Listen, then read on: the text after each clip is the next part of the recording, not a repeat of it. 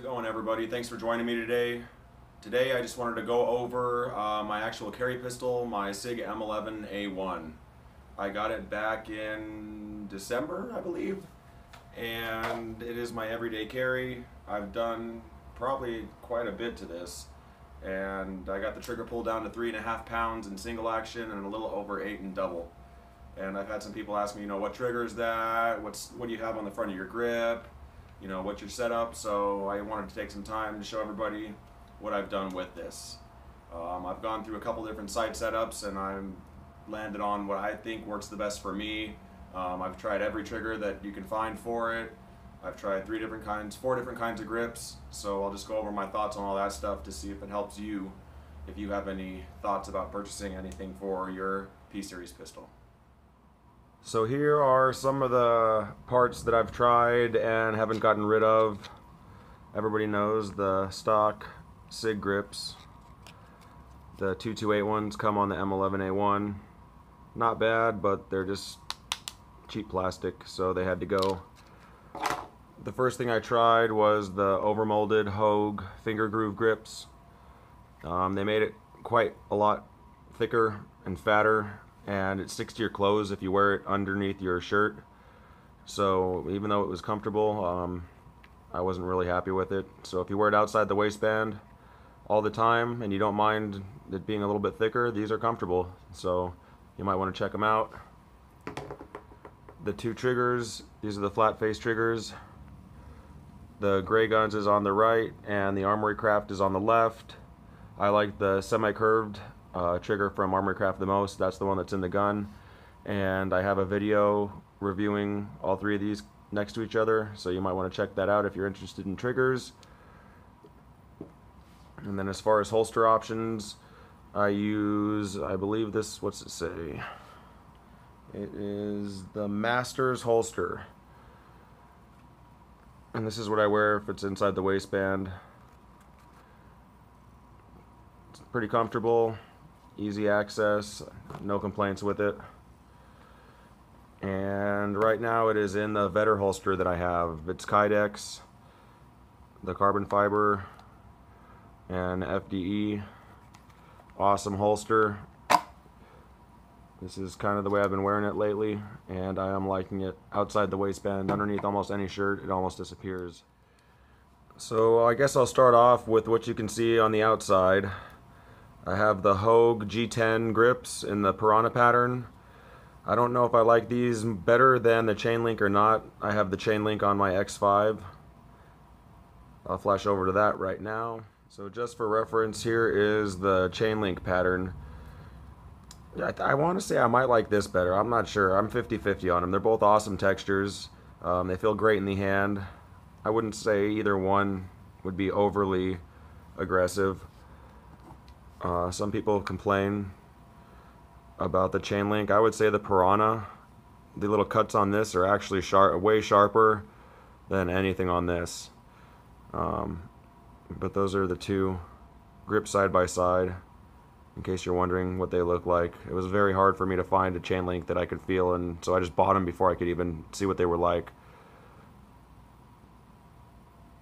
But put that guy down. And then right there, this I found on eBay. It is a grip-on grip strap. I don't know what else they make them for. I know they do make them for the SIG P series.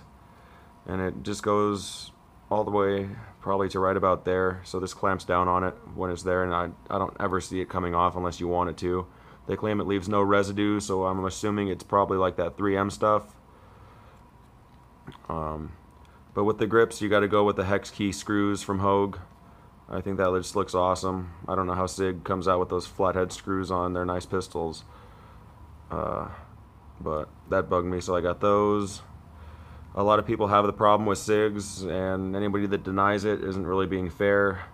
If you shoot with your thumb up like you're supposed to, a lot of people will have their thumbs right on the stock slide lock, and when you shoot your last round, it'll just go back and cycle forward. It won't lock back. So I got a P220 decocker, super easy install, and that fixed the problem. I left that stock. I like the way it looks. It's kind of like an off-color FDE. And then obviously the trigger. This is Armory Craft's semi-curved flat-face trigger. And I did gun coat it and bake it. So I doubt they're going to have them in FDE. But I think it looks totally bitchin' on the pistol. I love that look. And I think these will be available soon. So I would check their website. I'll link it below. They're a great company, fast shipping, and a great product. The tolerance on it's so tight. That's why I picked it over the Gray Guns. The Gray Guns has a little bit of this guy, teeny bit of wiggle when it's on the trigger pin. So this is the winner for me. I think it's the most comfortable, and it shoots awesome.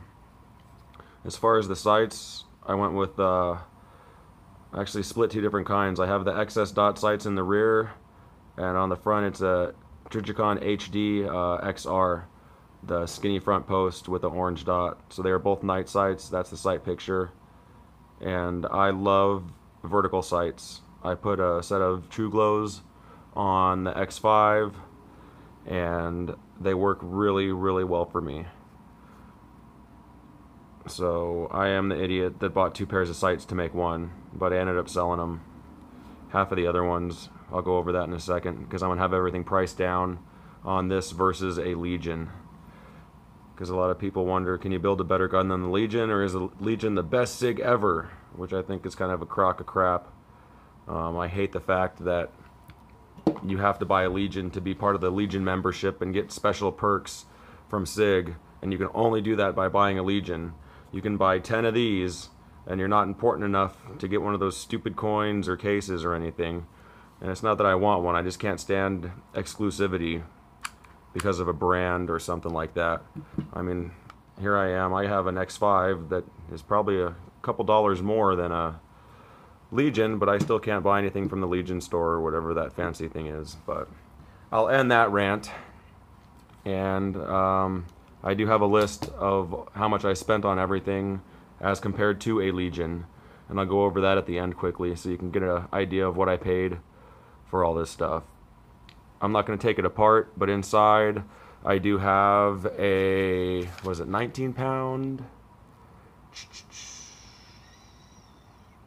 19-pound Wolf hammer spring. It's the one step down from factory.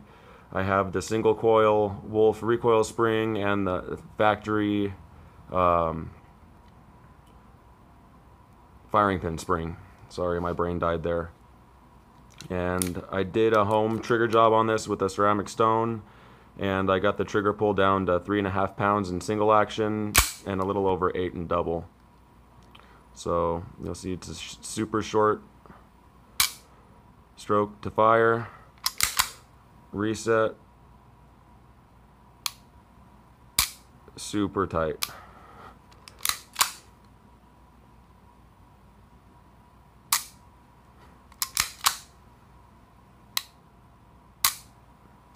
And then double action.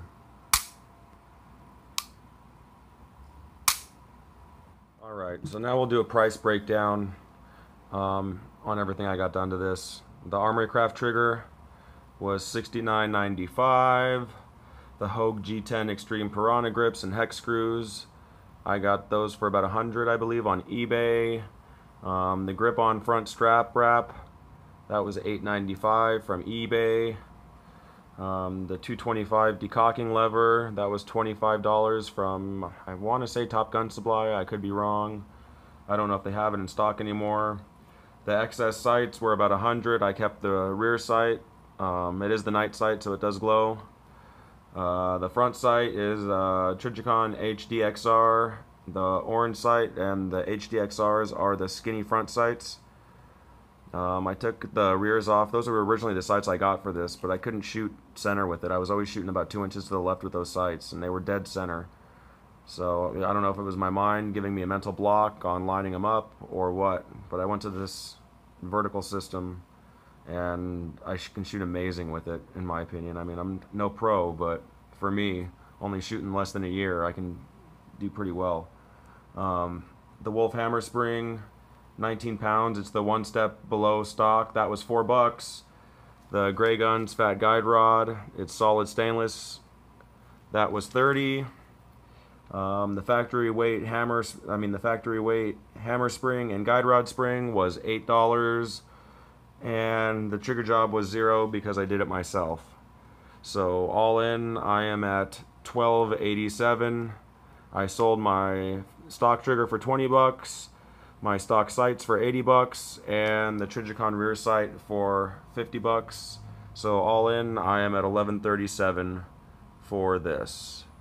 In comparison to a Legion, I've seen them a lot for $1,050. So we'll say this is $100 more than a Legion, and I believe it shoots better. I've shot both. I can challenge anybody that wants to come in here non-biased and shoot both to tell me which is better. Nothing against the Legion. They're great guns. They're an amazing SIG. They're a great looking gun, great shooting gun, but they're not the best gun out there like they're made to be. And I hate the fact that they have their little exclusive Legion club. So you can buy one Legion and it's like your SIG's special customer, but you could buy 10 of these. And I mean, last time I checked, I'm pretty sure an X5 is a couple dollars more than a Legion and a little bit better than a Legion. And you can't get anything from the stupid Legion store. So that's one gripe I have with SIG. As much as I love their pistols, I hate that exclusivity shit. It reminds me of Glock people. I mean, Glock, that's why I have a big bias against Glocks. They're great guns, but the majority of their owners are like, oh, Glocks are the best thing in the world, and there's nothing better, and oh, they're better than your SIG, and they're better than this, and it's like, no, they're not. They're great, reliable guns, but they're plastic, and they're easy for everybody to get a hold of. They're not an expensive gun. They're not a cheap gun. They're great, but, you know, Glock people, most Glock people are, you know how they are. And that's kind of the same way Legion people are. Oh, my Legion's the best gun in the world. My Legion's better than yours. My SIG's better than yours because it's a Legion. And it's like, oh, I guess my X5's a piece of garbage compared to your little Legion then. But those are my rants. Sorry you had to hear it, but those things do bug me.